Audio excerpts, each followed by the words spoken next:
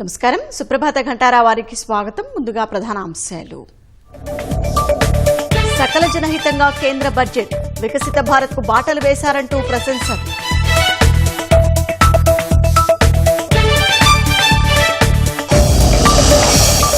రాష్ట్రానికి నిధులు తెచ్చేందుకు పుష్కలంగా అవకాశాలు, ప్రణాళికబద్ధంగా ముందుకెళ్తే మెరుగ్గా నిధులు.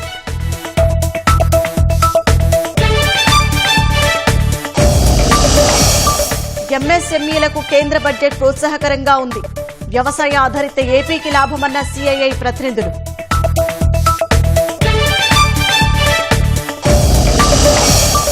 నరసరావుపేట యువతికి సైబర్ మోసగాళ్ల టోకర, గంజాయి పార్సిల్ నెపంతో 11 లక్షలు కాజేసిన మోసగాళ్లు.